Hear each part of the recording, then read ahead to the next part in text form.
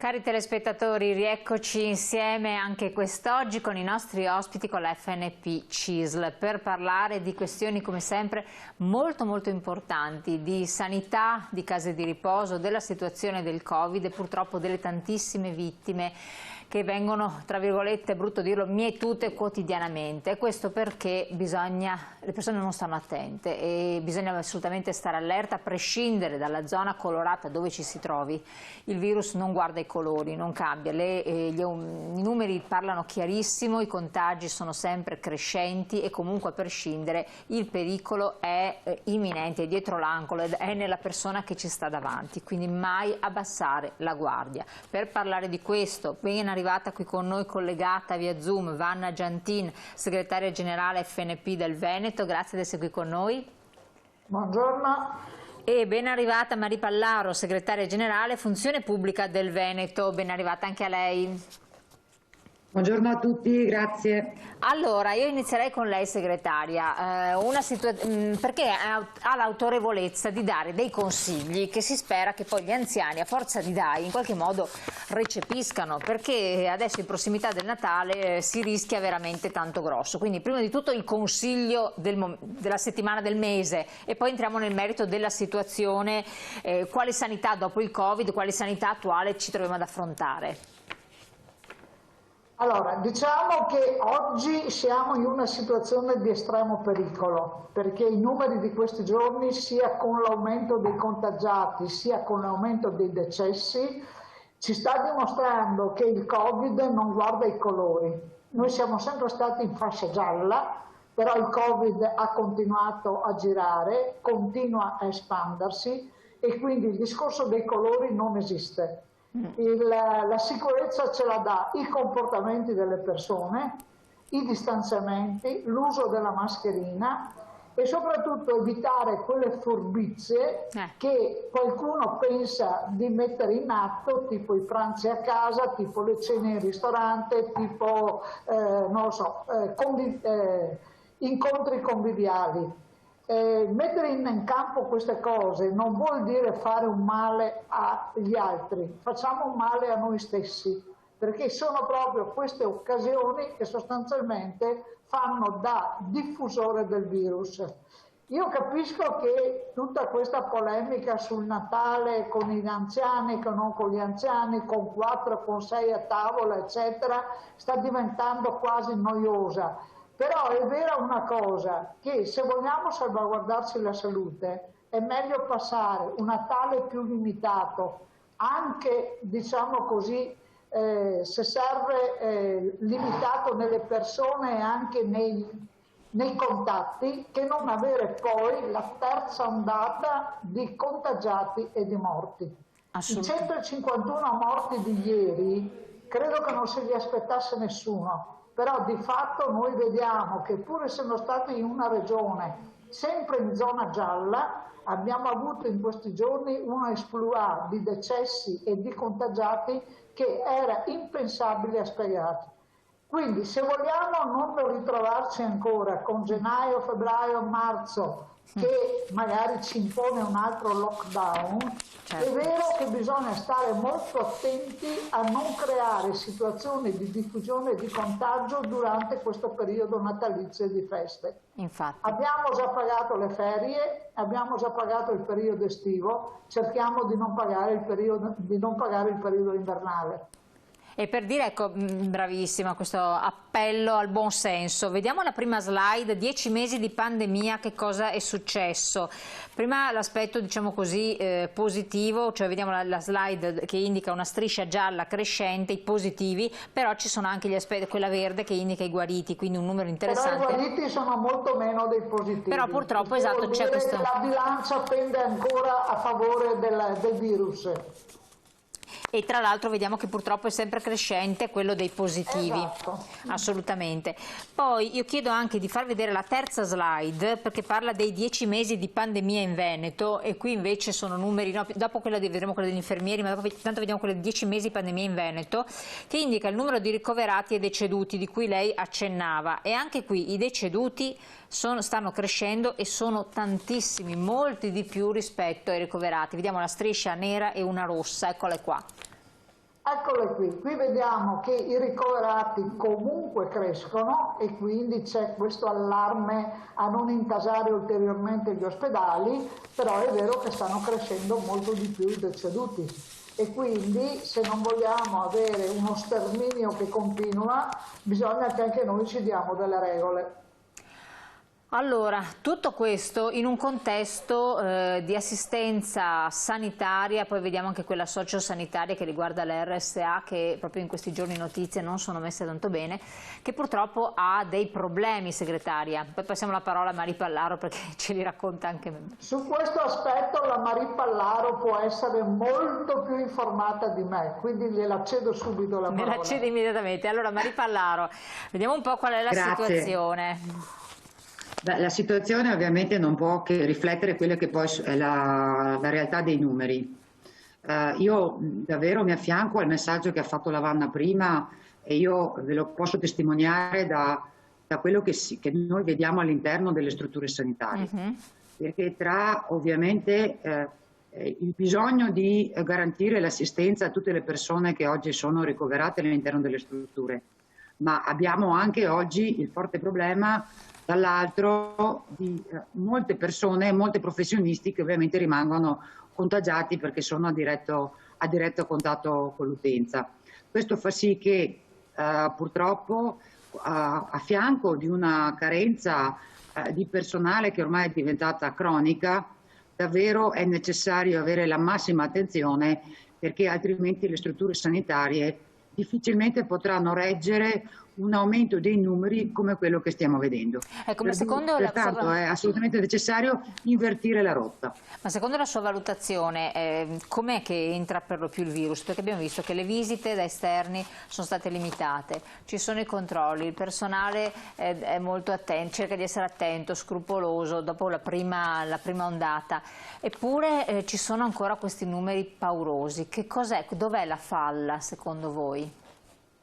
Ma allora, purtroppo i numeri sempre molto importanti sono sempre legati agli anziani, che è la parte più fragile ed è quella che poi ovviamente diventa, che dobbiamo ricoverare e poi portare nelle terapie intensive. Lì, questo ormai è un dato assodato. E quelli che poi pagano di più anche in termini poi di mortalità, perché insomma la vediamo. Per quanto riguarda invece il personale che rimane contagiato, è evidente che per quanto oggi i DPI, cioè gli strumenti di protezione, siano nella maggior parte delle volte adeguati all'interno della sanità, ma è ovvio che chi sta a contatto con questi pazienti, che sono nella fase quella più forte come contagio, nonostante le grandi attenzioni, però è evidente che poi basta poco, ecco, per rimanere contagiati. Assolutamente, lei parla prima di personale, vediamo insufficiente, vediamo un attimo la slide che vede gli operatori sociosanitari, quanti sono gli occupati sul totale e la carenza fabbisogno totale di 2000 unità, 35.600 occupati in totale, no? Eccolo qua. 8.600 in sanità pubblica, 23.000 case di riposo, 400 sanità private e altri servizi. Però praticamente abbiamo 12.000 in età oltre i 55 anni, quindi prima o poi andranno anche in pensione, comunque sono persone che hanno una certa età, 4.000 formati nel triennio 2017-2019 con una carenza importante, vero Marie? Sì, qui stiamo parlando degli operatori sociosanitari che sono poi la base, no, portante sicuramente in sanità, ma molto di più ancora nelle RSA, dove abbiamo il maggior numero di professionisti che hanno questo tipo di qualifica. Il problema più forte che noi abbiamo oggi è proprio la carenza anche di operatori sociosanitari, perché non c'è solo la carenza, l'emergenza di oggi, ma gli ultimi corsi che sono stati fatti partire dalla Regione Veneto prevedevano la possibilità di coprire 5.000 posti, ma abbiamo avuto 4.000 domande di adesione. Vuol dire che questa è una professione purtroppo non appetibile, si aprirebbe un discorso molto, molto complicato, perché comunque alla base di tutto fare l'operatore sociosanitario, soprattutto all'interno di certe strutture, soprattutto con i contratti di natura privata, dove sia la tutela dei diritti ma anche il riconoscimento economico è sempre svantaggioso, fa sì che pochi giovani si avvicinano a questo tipo di professione. Problema anche di carattere appunto di retribuzione che viene data sostanzialmente. Certo, è un problema di retribuzione perché noi abbiamo visto purtroppo anche in Veneto che il dumping contrattuale, e mi spiego meglio, noi abbiamo vari tipi di contratto, da quello in qualche modo più garantista che è quello della sanità a quello magari di contratti firmati con organizzazioni sindacali non rappresentative. In questi anni di tagli, perché dobbiamo dirlo, noi abbiamo vissuto 10 anni che per salvare la finanza, per salvare i bilanci, le politiche di questo tipo, noi abbiamo tagliato sempre sul personale. E oggi che ci troviamo di fronte a questa pandemia, paghiamo tutti quelli che sono stati poi questi tagli. E non è solo un problema di emergenza oggi, ma pagheremo per anni quelli che sono stati questi tagli. Se poi pensiamo e sentiamo quello che si sta discutendo, il Recovery Fund, dove per l'anno prossimo si prevede la spesa di oltre 200 miliardi e per la sanità si ipotizzano in complessivo 9 miliardi. Ecco, io credo che, visto che il tema di oggi è che tipo di sanità dopo il Covid, se questo è l'impegno futuro, io credo che insomma sarà davvero molto complicato superare la fase dell'emergenza, ma anche dare un'adeguata assistenza in attività ordinaria. Perché ci dobbiamo ricordare che oggi tutti parliamo di Covid, ma rimangono e si aggravano e vengono a volte trascurate tutte quelle patologie che comunque tutta la popolazione purtroppo si trova a doversi confrontare. Per cui noi ci troveremo dopo il Covid con una mole di liste d'attesa e di attività da recuperare che se non ci saranno le risorse umane ed economiche io davvero la vedo molto complicata. Sempre a proposito di risorse anche dal punto di vista sanitario, quindi parliamo di infermieri, vediamo l'ultima slide, anche qui ci sono numeri allarmanti, perché addirittura parliamo di una carenza di 8.000 unità, a fronte di, ecco qua, 34.000 occupati in totale, 24.000 sanità pubblica, 3.500 le case di riposo, 6.500 sanità privata con altri servizi, 550 i pensionamenti per il 2019, 1.300 i laureati per anno, anche moltiplicando i laureati non riescono a coprire il fabbisogno totale. Allarmante questa situazione. Sì, è una situazione pesantissima perché sappiamo tutti che insomma ci vogliono 3 anni perché escano dalle università gli infermieri laureati. Oggi noi abbiamo un problema purtroppo sia nel pubblico, nella sanità pubblica, se pensiamo che si pensava di poter assumere circa dai 400 ai 500 infermieri di comunità già da quest'anno per poter in qualche modo affiancare le USCA, ma affiancare tutta quella che è l'assistenza territoriale. Non ne abbiamo assunti neanche uno di questi 400-500 perché oggi non ne troviamo, non ce ne sono.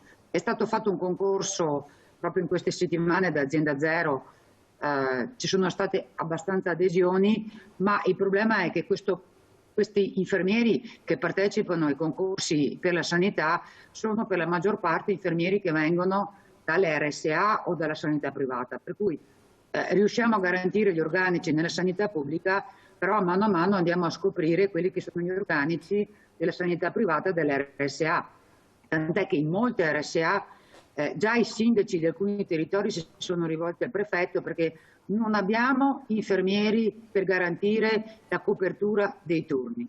Abbiamo dentro l'RSA pazienti, ospiti, anziani, positivi e lì c'è tutto la drammaticità di quello che segnalava prima anche la Vanna, insomma. Certo. Ecco, segretaria Vanna Giantin, chiedo a lei, assistenza territoriale, ne abbiamo accennato, anche qui ci sono delle problematiche perché appunto si accennava al discorso dell'infermiere del territorio, praticamente dell'infermiere di famiglia, alle cosiddette USCA che servono per intervenire in questi momenti di urgenza, insomma un ausilio per mantenere attiva questa medicina territoriale che è stata la salvezza, per quanto non ben funzionante, della nostra regione rispetto ad altre, alla vicina Lombardia per esempio. Allora, diciamo che la sanità veneta viene presentata come una sanità di eccellenza. In effetti non è proprio così. È vero che il Veneto ha fatto una serie di provvedimenti che parlano di una sanità diffusa nel territorio, al contrario di quella che è quella di Lombardia, centrata esclusivamente sugli ospedali. Però per avere una sanità funzionante nel territorio bisogna avere le strutture, gli organici e soprattutto l'organizzazione. Allora, le USCA, che erano queste unità di continuità assistenziali nel territorio, che sono tra l'altro nate proprio per l'emergenza Covid, in Veneto ce ne dovevano essere, in base al calcolo nazionale, 98. Ne sono state attivate 51. E le altre non saranno attivate perché non ci sono infermieri, perché non ci sono medici e perché non c'è l'organico per poterle attivare. L'infermiere di famiglia a domicilio, bella invenzione, perché questo doveva in qualche maniera sopperire all'invio in ospedale di situazioni che potevano essere curate a domicilio. Di fatto queste figure non ci sono e quindi è chiaro che si tende, quando c'è un'urgenza, a portare il paziente dal domicilio all'ospedale. L'altro elemento, medici di famiglia. Medici di famiglia, ne sono andati in pensione una quantità che io non riesco neanche a quantificare in questo momento, però non abbiamo le sostituzioni. E quindi è chiaro che se manca il medico di famiglia, che dovrebbe essere, diciamo, il perno sul territorio, se mancano gli infermieri sul territorio, se le USCA, che dovevano essere quelle che entravano immediatamente in questo momento per evitare i contagi e per evitare che la gente si muovesse dal domicilio, ce ne sono metà di quelle che dovrebbero esserci, è chiaro che il progetto di assistenza domiciliare può essere anche molto bello, scritto bene. Io ogni tanto dico che la Regione Veneto ha dei funzionari bravissimi a scrivere documenti, però poi da lì andare all'applicazione siamo molto molto lontani. E la crisi del Covid, queste differenze e difficoltà che ci sono anche nella sanità veneta, che non è delle peggiori sicuramente, però ce le ha messe in evidenza tutte. Noi abbiamo famiglie che non riescono ad avere visite a domicilio, abbiamo famiglie contagiate che per avere un tampone stanno aspettando 4, 5, 6 giorni e non sanno che cosa fare nel contempo, quindi è chiaro che è una sanità che ha bisogno di essere assestata. Per essere assestata, la Marillo diceva chiaro, ci vogliono investimenti, ci vuole organici e ci vuole gente altamente preparata. Questo è un grosso problema. Il dopo Covid chiaramente dipenderà molto da queste scelte. Allora, noi abbiamo detto fin dall'inizio, e ormai sindacalmente l'abbiamo detto a tutti i livelli, che i soldi del MES cosiddetto sanitario erano indispensabili per poter adeguare la sanità anche in Veneto, perché in Veneto sarebbero dovuti arrivare, se veniva utilizzato il MES, circa 3 miliardi e mezzo, che oggi non fanno assolutamente fastidio. Ma il fatto che per problemi di compatibilità politica, eccetera, questo investimento non venga attivato, ritorniamo al concetto che si stanziano pochi soldi, i 9 miliardi di cui il ministro Speranza si è l'altro ieri lamentato che sono troppo pochi, e quindi ancora una volta avremo dei bei progetti scritti bene, però senza risorse e senza praticamente finanziamenti.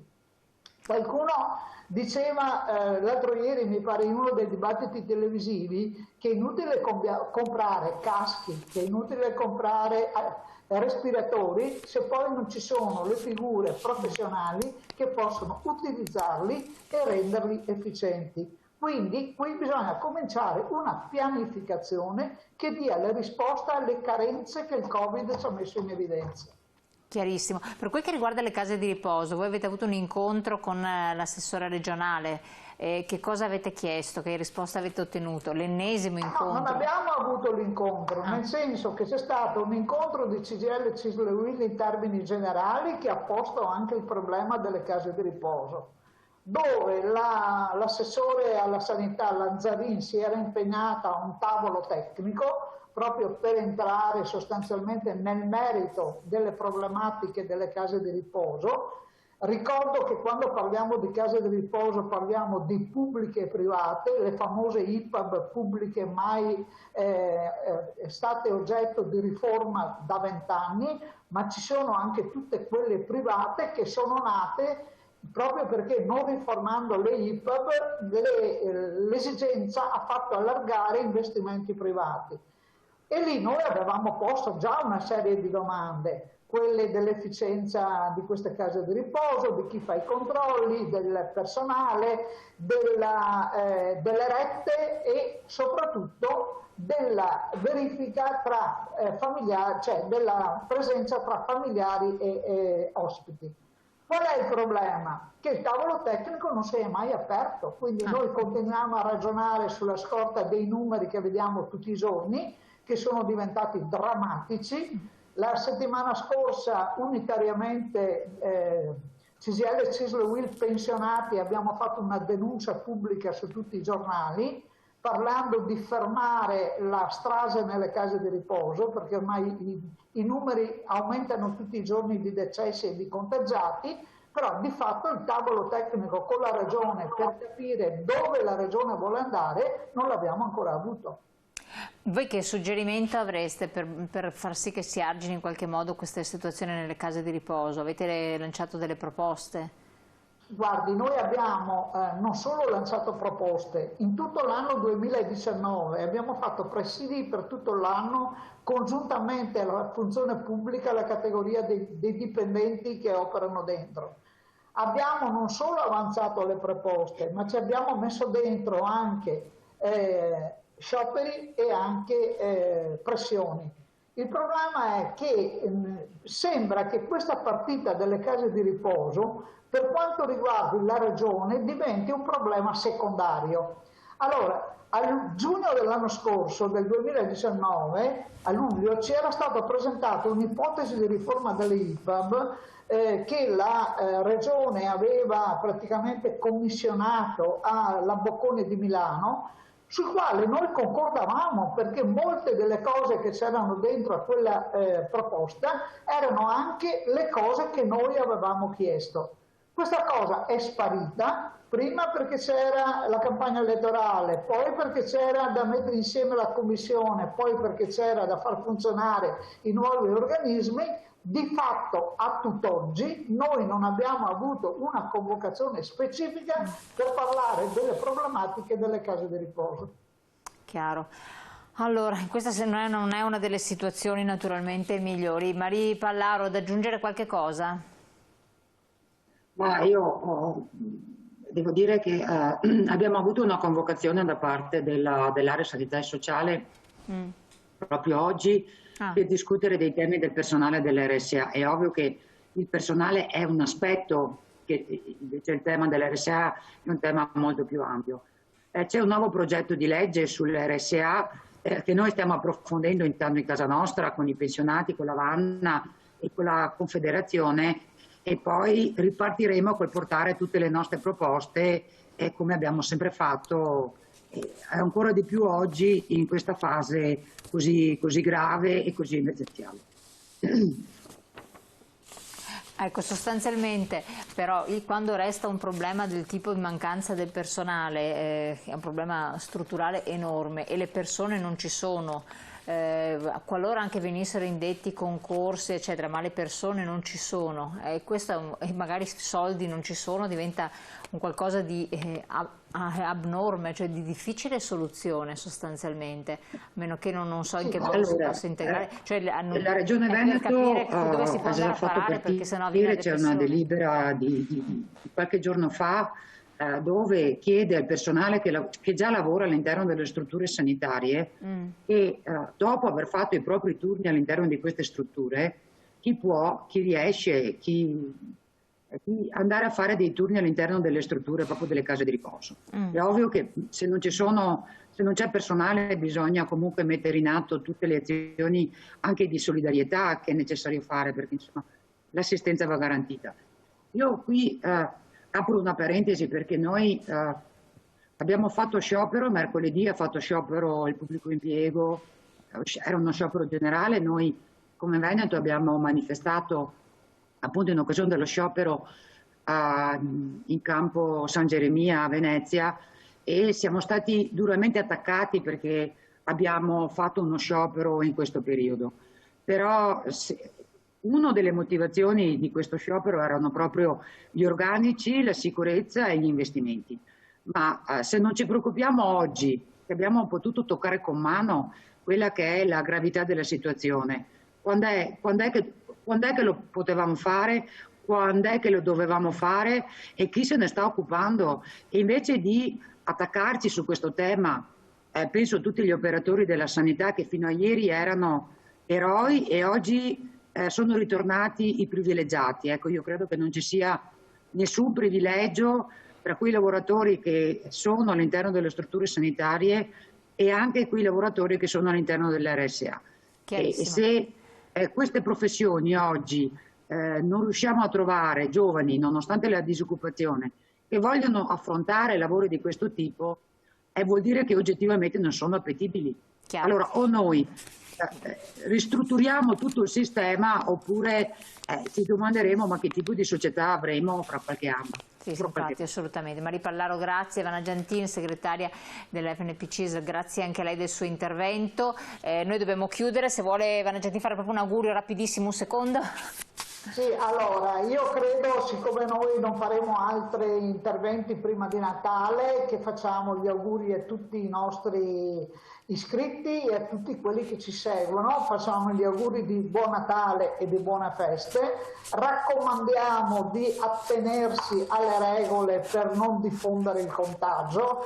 In questi giorni il report della Censis ci diceva che il 57,8% degli italiani dicono che sono disposti a rinunciare alle libertà personali in nome della tutela della salute collettiva. Io mi auguro che in Veneto questo diventi il 100% e che quindi la gente, oltre a farsi gli auguri, abbia anche l'accortezza di riservare la propria salute e quella dei loro cari e dei loro vicini. Grazie Ivana Giantin, grazie Maria Pallaro, tantissimi auguri anche a voi naturalmente, grazie di aver collaborato, ci rivedremo naturalmente presto in ogni caso e con questo chiudiamo anche questo capitolo con l'FNP CISL, ma in realtà ci saranno poi tutte le repliche nel periodo intermezzo, diciamo così, natalizio e poi ricominciamo subito con gennaio con gli aggiornamenti, speriamo che siano naturalmente aggiornamenti buoni. Buon proseguimento, grazie.